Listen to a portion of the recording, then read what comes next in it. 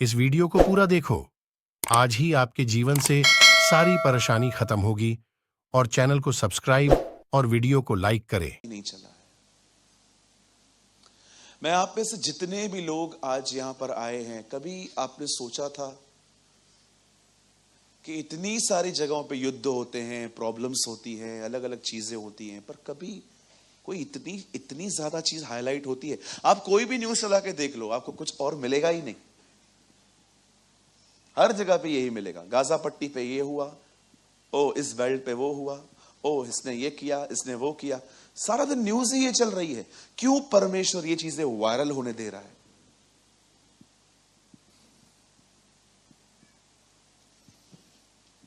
आने वाला आएगा और अब और देर न करेगा।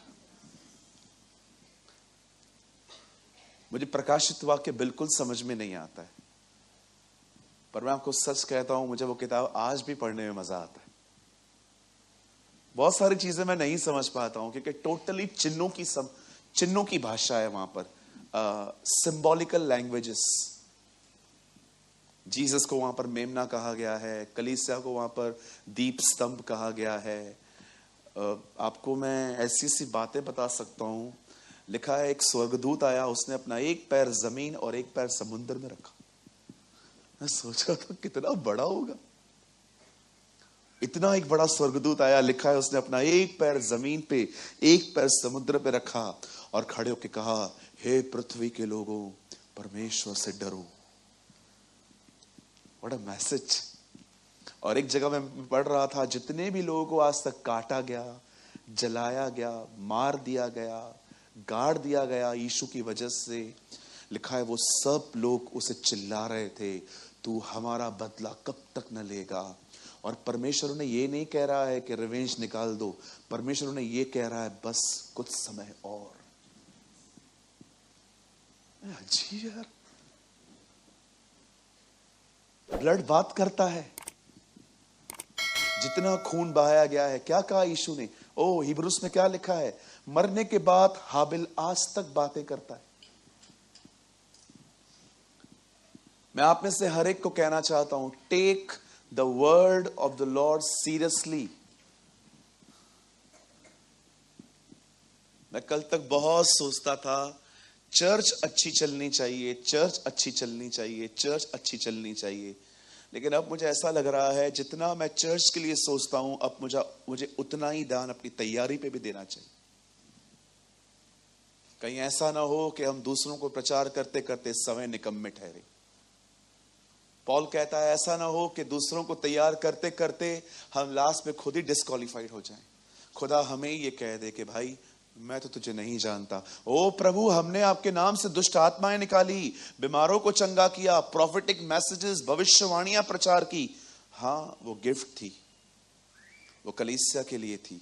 सुलेमान व्यभिचार में था, फिर भी बुद्धि काम करती थी। सैमसन पाप में था, फिर भी शेरों को फाड़ता था। तू भी गुनाह में था, फिर भी मैं काम करता था। मैं तेरी वजह से 1000 लोगों की ब्लेसिंग्स नहीं रोकूंगा। मेरे बच्चे आएंगे, मुझसे मिलके जाएंगे, लेकिन अभी आजा, तेरे से बात करनी है। आप ये मत समझिए कि किसी सेवक को लाखों लोग सुनते हैं, उनकी सभाओं में लाखों लोग जाते हैं, चमत्कार होते हैं, मुर्दे जिलाए जाते हैं, रसौलियां निकलती हैं, बीमार चंगे होते हैं, ये सारी बातें हो रही हैं। जरूरी नहीं है कि ये बंदा खुदा के साथ है। परमेश्वर इजरायलियों से खुश नहीं था, तो भी 40 साल तक उन्हें खाना खिलाता रहा।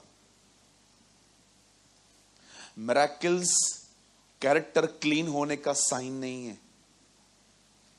आपको ये बात समझनी पड़ेगी, क्योंकि बहुत सारे लोग सोचते हैं कि यहां चमत्कार हो रहे हैं, यहां भीड़ आ रही है, प्रभु वहां पर है। आप जानते हैं ब्रदर, 12 लोग वहां से निकले। 2 ने कहा खुदा हमारे साथ है, 10 ने कहा हमारे साथ नहीं है। परमेश्वर 10 के साथ नहीं, 2 के साथ था। कभी कभी परमेश्वर छोटे छोटे झुंडों में महान काम करता है। आमीन। बिल्कुल, परमेश्वर कभी कभी छोटी छोटी जगहों पे, हे छोटे झुंड मत डर, मेरे पिता को यह भाया है कि तुझे राज्य दे। आमीन। कौन जानता था पूरी इज़राइल के साथ खुदा नहीं है? मात्र उन 12 के साथ है, उनके साथ चलता फिरता है। कोई जानता था कि जिसको वो फॉल्स टीचर बोल रहे हैं वो इस दुनिया का खुदा उनके साथ चलता है। ओ जॉन ने कितना एंजॉय किया था उसका फेलोशिप, इसलिए वो अपने लेटर की शुरुआत करता है, हमने उसे देखा, हमने उसे सुना, हमने उसे छुआ और हम समाचार देते हैं, यही अनंत जीवन है। हम लोग है ना बहुत सारी गलत फहमियों के शिकार हैं। अगर आज भी खुदा मुझे कहे ना, सूरज कोई चीज जो तुझमें से निकालूं, मैं प्रभु को कहूंगा, प्रभु चीजों के प्रति जो फॉल्स अंडरस्टैंडिंग है मेरे अंदर उससे निकाल। कभी कभी हार्ड दिखने वाले लोग अंदर से बहुत सॉफ्ट होते हैं, पर कभी कभी सॉफ्ट दिखने वाले लोग अंदर से बड़े हार्ड होते हैं। इन आंखों पे बिलीव मत करो। कुछ ऐसे भी लोग हैं जिनके बारे में बहुत आपको गलत गलत बताया होगा, विश्वास करो, उनसे मिलके देखो, वो बहुत प्यारे हैं, आपके बहुत वेल विशर हैं, आपके लिए कुछ नहीं बोलते हैं वो लोग कभी भी, वो हमेशा आपको दुआओं में याद रखते हैं। लेकिन कुछ ऐसे भी हो सकते हैं जो आपको दिखाएंगे कि वो आपके वेल विशर हैं, बिलीव करो उनके हाथ में खंजर है और वो सिर्फ आपके बैक होने का वेट कर रहे हैं। यस, बिल्कुल। किसी ने कहा जिस पर आंख बंद करके भरोसा करोगे वही तुम्हारी आंखें खोलेगा, and I am agree. Believe me, ये सच है। कोई जानता था जिसके साथ वो खाना खा रहा है, जिसके साथ वो प्रभु भोज बांट रहा है, जिसके साथ जिसके पैर वो धो रहा है, वही उससे पकड़वाएगा। There is an example in the Bibles. खुदा के कलाम में उदाहरण दिए गए, आप पढ़ के देखिए।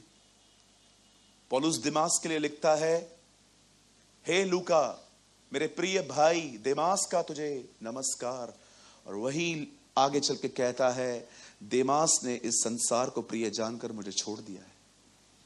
आप विश्वास कर सकते हो, यीशु के बाद इस दुनिया के सबसे ग्रेटेस्ट प्रीचर पौलुस के साथ रहकर भी एक आदमी संसारिक था। सोचो आप क्या हो,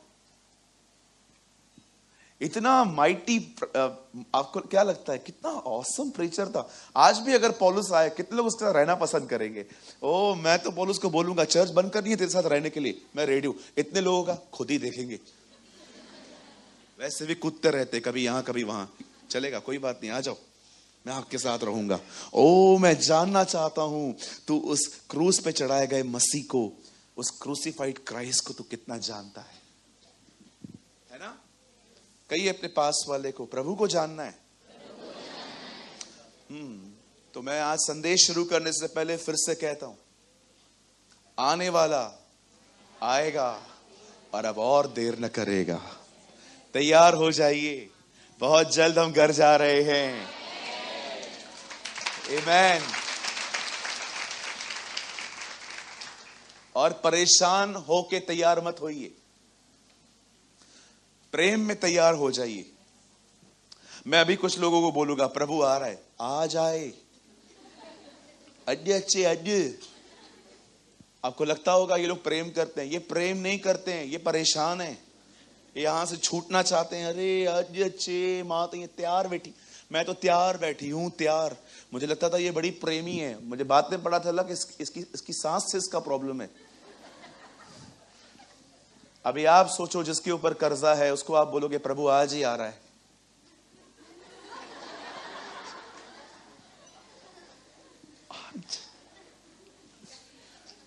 बोलो ये तैयारी नहीं है, तैयारी प्रेम में होती है।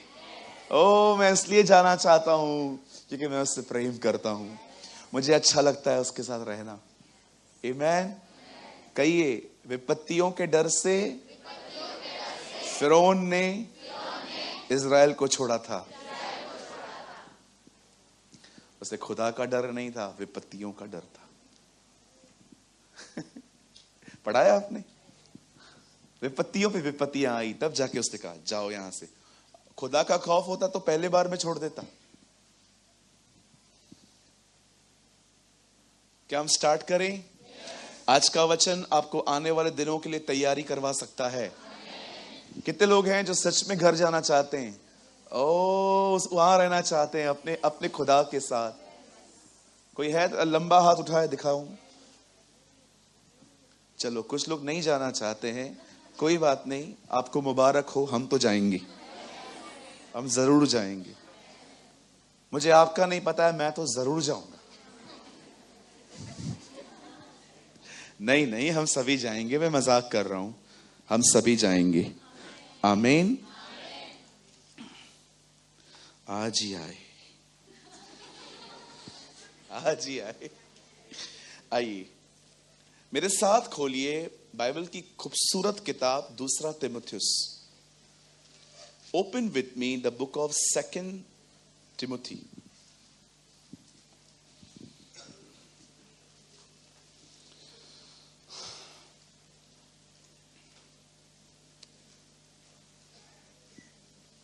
Second Timothy. आज का वचन आपको prayer, Bible study, fasting, confession, इन सारी चीजों में स्ट्रॉन्ग कर सकता है। आमेन। यस, आमेन।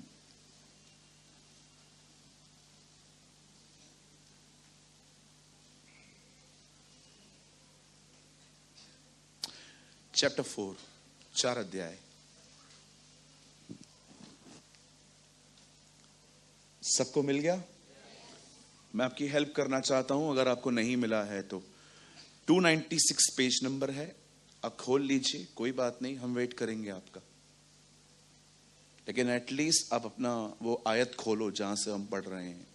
आपको पता होना चाहिए पास्टर क्या प्रीच कर रहा है।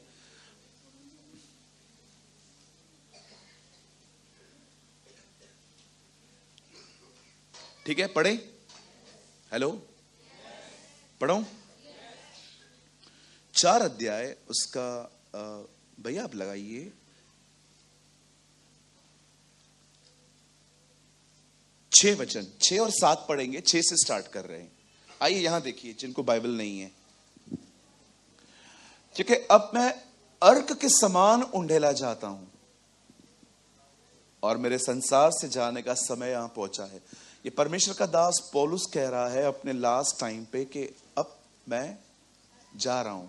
अब देखो, एक और अमेजिंग बात वो चर्च को बता रहा है अपने बारे में। 7, अक्सर ये चीजें कब्रों पे लिखी रहती हैं। आप ग्रेवयार्ड जाएंगे ना, तो वहां पर बहुत सारी कब्रों पे ये वचन लिखा रहता है। हाँ, मैं अच्छी कुश्ती लड़ चुका हूं, मैंने अपनी दौड़ पूरी कर ली है, मैंने विश्वास की रखवाली की है। आप जब भी किसी ऐसी जगह पे जाएंगे ना जहां कब्रें रहती हैं, वहां पर बहुत से लोग ये वचन लिखते हैं। अब मुझे नहीं पता है कितने लोगों की दौड़ पूरी भी की है, बट लिखते हैं। आइए, मैं चाहता हूं आप सब सामने देखिए। पौलुस कहता है मैं एक अच्छी लड़ाई लड़ चुका हूं, मैंने अपनी दौड़ पूरी कर ली है, मैंने अपने विश्वास की रखवाली की है। आइए, मैं चाहता हूं आप सब सामने देखें। अगर आप जीना चाहते हैं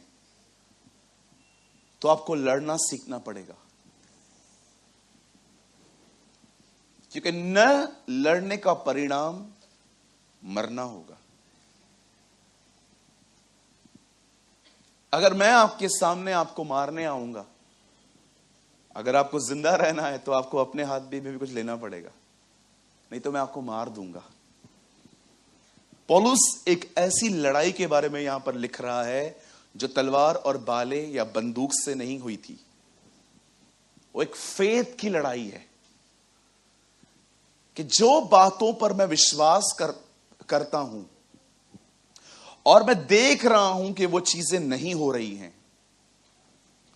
और मेरा मन नेगेटिव होता जा रहा है, ये उस युद्ध की बात कर रहा है।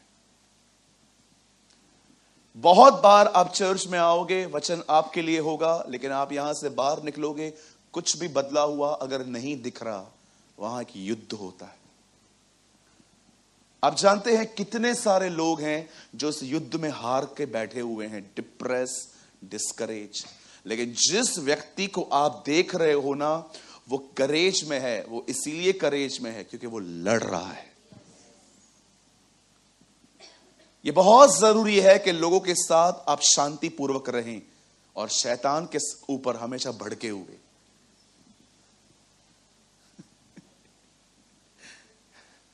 हम उल्टे हैं, हम शैतान के साथ बड़े शांतिपूर्वक और लोगों पे बड़े भड़के हुए। एग्री?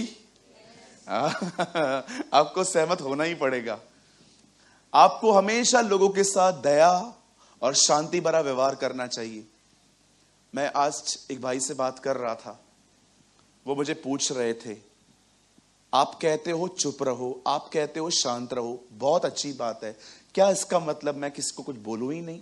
अगर कोई मेरे खिलाफ कुछ कर रहा है, कलीसिया के खिलाफ कुछ कर रहा है, तो भी हमें चुप रहना है? मैंने कहा नहीं ब्रदर, हमें बोलना है, लेकिन जेंटली, रिस्पेक्टफुली। और अगर उसके बाद भी वो नहीं समझते, बाइबल बताती है एक पाखंडी को 1 या 2 बार समझा के उससे अलग हो जाओ। क्यों अलग हो जाऊं? प्रार्थना करो उसके लिए।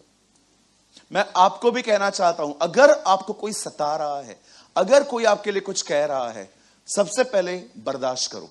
और अगर नहीं कर सकते हो तो बात करो, लेकिन आपकी बात इज्जत और प्रेम में होनी चाहिए। और अगर वो उसके बाद भी नहीं मानते हैं, प्लीज उनको अपने जिंदगी से दूर करो और उनके लिए सिर्फ प्रार्थना करो।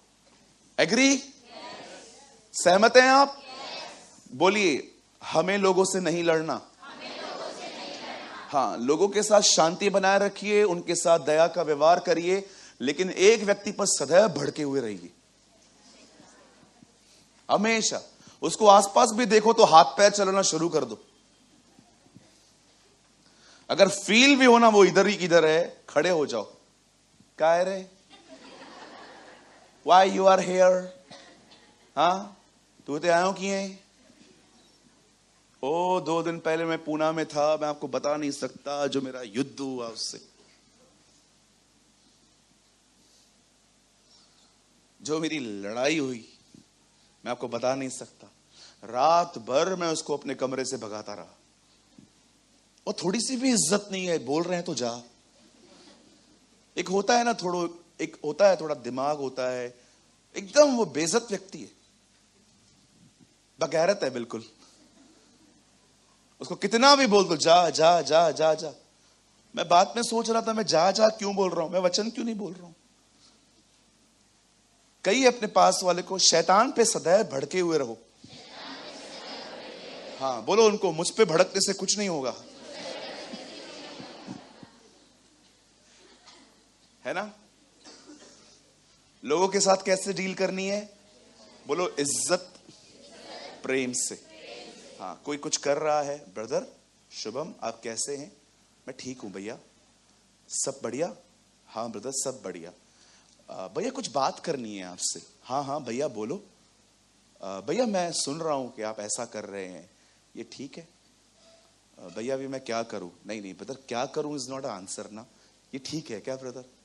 ब्रदर है तो गलत। ब्रदर आप मत करिए ना, ये आपके लिए भी अच्छा नहीं है, चर्च के लिए भी अच्छा नहीं है। ओके, एक बार समझाया मैंने, फिर मुझे कंप्लेन मिल गई है। अब मैं इससे थोड़ा सा टोन चेंज करूंगा। शुभम, हाँ क्या बात है ब्रदर, इतना आपको समझाया मैंने, उसके बाद भी आप नहीं समझते, गलत है ना ब्रदर, ये गलत है ना ब्रदर। उसके बाद भी नहीं समझ रहा, अब मेरा झगड़ा करने का मन कर रहा है। अब यहां पर चुप हो जाओ, अपने संबंध बर्बाद मत करो, अब सिर्फ गैप बनाओ और दुआ करो। अब बहुत सारी चीजें नाराजगी बताए, डू दिस। लेकिन आप एग्रेसिव हो गए, इधर आ इधर आ इधर आ इधर आ।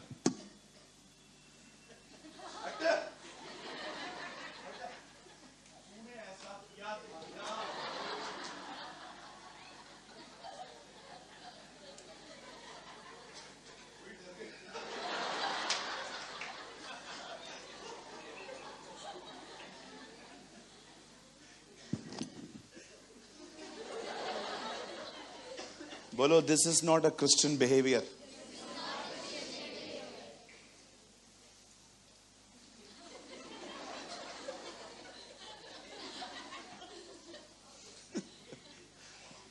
कौन है ये पीड़ित इतना हंस रहा है?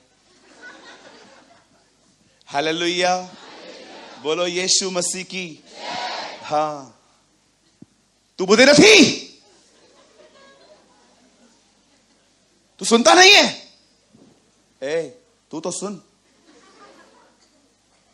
लोग ऐसे करते, ये सही है?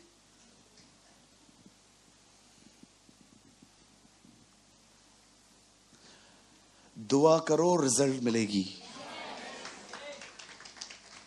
जो चीजें तुम समझाने की कोशिश कर रहे थे ना, अब होने दो, खुदा समझाए।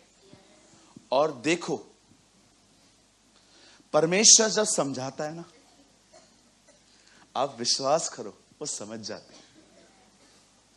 किसी ने कहा घी सीधी उंगली से न निकले, तो घी को एक सेकेंड, घी अगर सीधी उंगली से न निकले तो काय को उंगली टेढ़ा करो, घी गरम करो ना।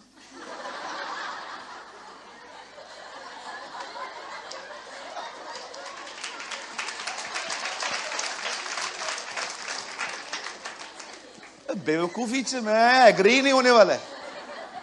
कुछ भी बोल दिया किसी ने, हाँ नहीं, घी अगर सीधी उंगली से नहीं निकलता है, घी को गरम कर। हर जगह उंगली करने की क्या जरूरत है?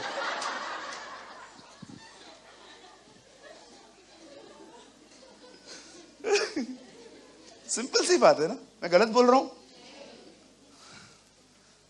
कई ये सारी चीजें जो विद्वान बोल के गए हैं सच नहीं है। फेमस लोग भी गलतियां करते हैं। ये मत सोचो कि कोई महान है, किताबें लिख के गया तो उसकी सारी बातें सच होती। आपको परखना चाहिए कि क्या सही है, क्या गलत है। आपको खुदा ने कलाम दिया है, आपको खुदा ने आपको कॉमन सेंस दिया है। परमेश्वर ने एक परमेश्वर के दास ने क्या कहा, दिल नया भी हुआ है तो भी ब्रेन एक्टिव रखो। ब्यूटीफुल। ऐसा नहीं है कि दिल प्रभु में नया हो गया है तो दिमाग का इस्तेमाल ही नहीं करना है। नहीं, ब्रेन को भी एक्टिव रखो। कहां कहां पर स्पिरिचुअल नहीं, कहां कहां पर कॉमन सेंस यूज होता है।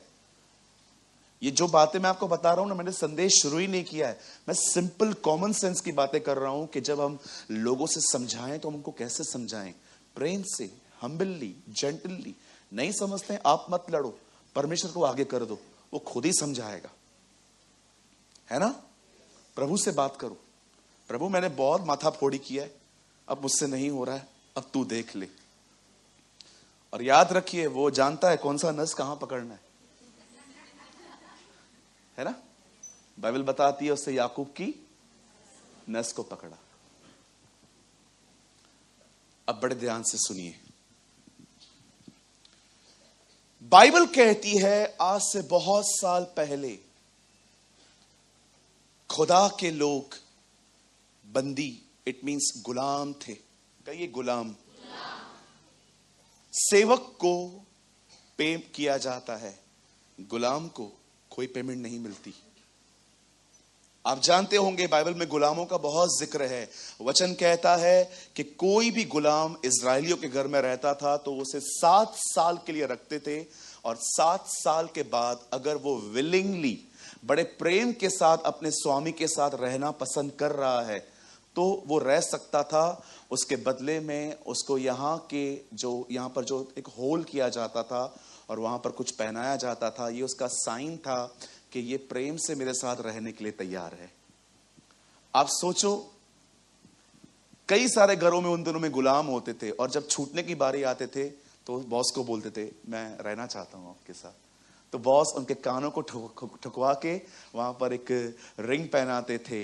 इसलिए पौल कहता है हम उसके दास हैं, हमने उसके साथ प्रेम में रहना पसंद किया है। आमीन। परमेश्वर की सेवा प्रेम में होनी चाहिए, न कि दबाव से।